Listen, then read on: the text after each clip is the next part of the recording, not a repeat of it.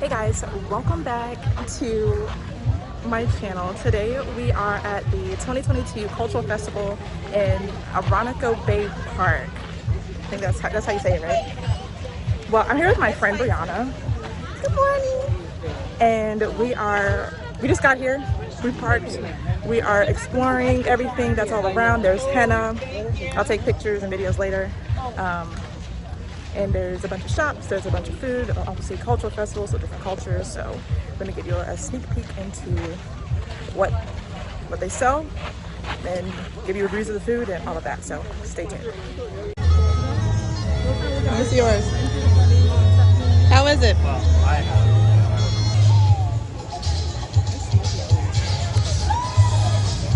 What you got? Mango soursop.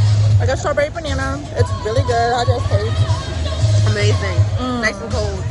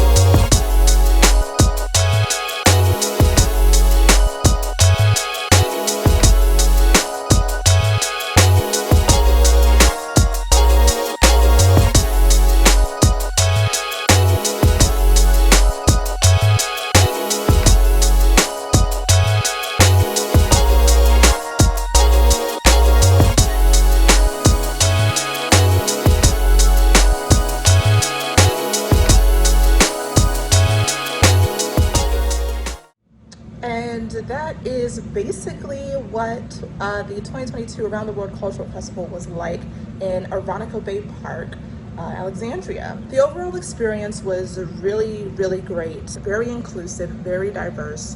There were many, many, many, many cultures there that were, performing, foods being sold, items, handcrafted items. You saw a little bit of the dancing. Some of the dancing was like Colombia, Indian based. There were Scottish performers, Irish performers.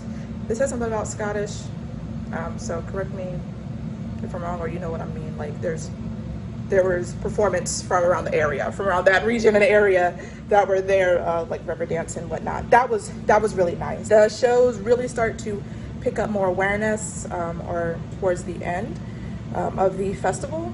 As you can see, there was a lot of us sitting around watching the performances. Food was delicious. I only managed to get a gyro because one, the line was the shortest, and I got some cheese fries as well, just as like a little side dish to go with the meal because it didn't come with anything. It was just gyro.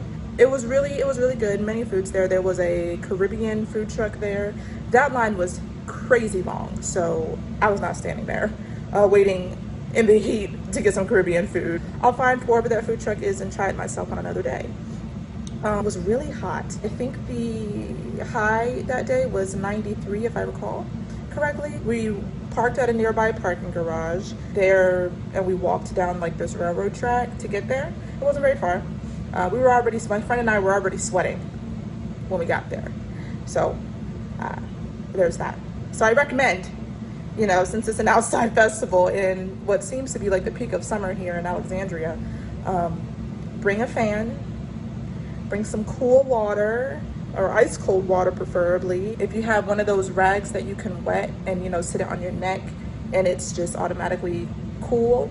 And what, I forgot what they're called, but they're like a certain towels that you can get, like sports stuff. Those would be beneficial as well. A hat, maybe an umbrella if you have one. Also, I would recommend bringing chairs. My friend and I were not aware that this was going to be like a sit down and hang out type of festival. So there was a lot of people sitting down. It was a good area for it. People had chairs, people had picnic rugs or picnic mats, and they were hanging out.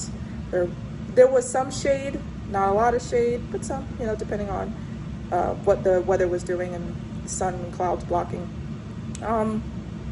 Beautiful scenery. It's by, I don't know what body of water that is, but it's by a body of water, which is very nice as well. So you can just relax a bit, you know, if you want to get away from the awesomeness happening at the festival, you just want to sit down and relax.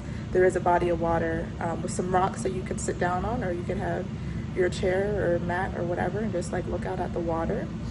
There were a lot of people that brought their dogs, which is great. It's a park, so you can definitely do that. I would recommend being mindful before you make a decision to bring your pet. Again, it was really hot and the festival was from 10 a.m. to 7, so that's why I say please be mindful of how long you're going to be out there, because I mean that's a while, especially for a dog to be outside. Other than that, it was really, really good. They did have water stations, well, beverage stations, so to say. They were selling cold water, Cokes, Sprites, I don't know, probably maybe Gatorades. I'm not sure, I don't remember. But they were selling cold beverages as well if you needed one, or if like the food trucks didn't have any more, you know, stuff like that. But that was also beneficial because again, it was really hot. So it was good to have that. I do recommend bringing your own as well, because if you guys don't know, I'm gonna tell you right now, festival items are expensive.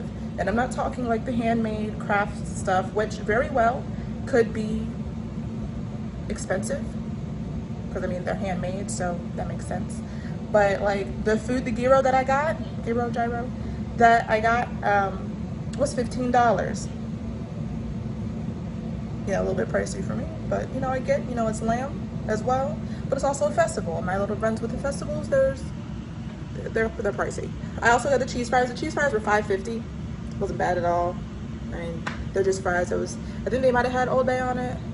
I don't know, but because I'm not aware of my seasonings, so no idea. But that is just a little review of how it was. 10 out of 10 would recommend you going, bring your friends, family, and others to experience the wonderful cultures that you may not be aware of, especially with like the growing society nowadays, and how being culturally aware is so important, as well as other things to be aware of, such as sexual identity and whatnot. So this is a good diversity-based experience, a good cultural experience. So I hope to see you guys next year at it, and I hope you guys have a good time. I will see you in the next video.